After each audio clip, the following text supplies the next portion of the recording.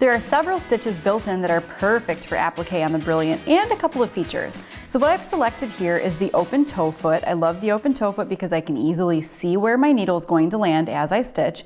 And I've also got the knee lift attached. I'm using stitch number 29, which is a favorite blanket stitch because it stitches a straight spine and then bites into the fabric, and it's a very tiny little stitch, 1.5 millimeters wide by 1.8 millimeters long. And again, I've got the knee lift attached, so my foot is down, and now I'm going to stitch right along the edge of my, I'm gonna scoot over just a little bit there we go, right along the edge of my applique fabric, and you can see that it just barely bites into my circle. Now on a short little stitch like this, you can really kind of bend around the curve with each stitch without having to do much with the knee lift.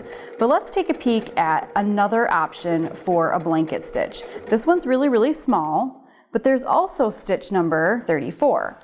Now 34 comes onto the screen much larger. It's a 4.0 width and a 2.5 millimeter length. And it's also got the spine of the blanket stitch on the left inside edge of the stitch.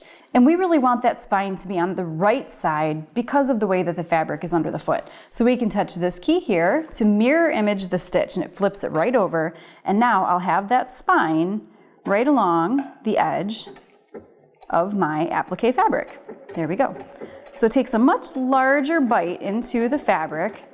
And for this, I can see that I'm going to need to do some pivoting. So I'm going to use my knee lift to lift that foot up, and then I can just pivot my fabric right around the curve and then continue stitching.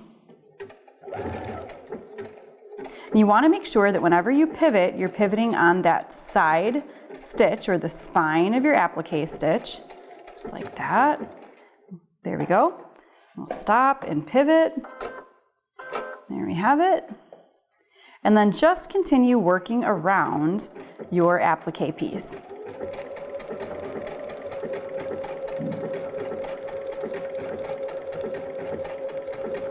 Another popular stitch for applique is what we call a satin stitch. So you'll take a zigzag stitch and give it a real short stitch length, like I'm at 0.9 now.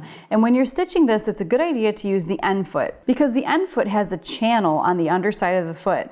And when you're stitching a satin stitch, you get quite a buildup of thread on the top of your fabric, and that channel allows the fabric to float through the foot without getting jammed up. Sometimes when you're stitching a satin stitch, especially with a heavier thread, and you're not using the end foot, you might find that your machine is not moving properly. So I'm going to lower the foot here and we'll stitch.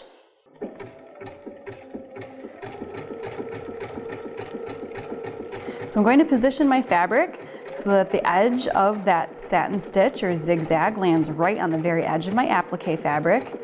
And with the end foot, it's got a clear plastic center so I can very easily see through the foot to see where my needle is landing to make sure that I'm pivoting around my shape.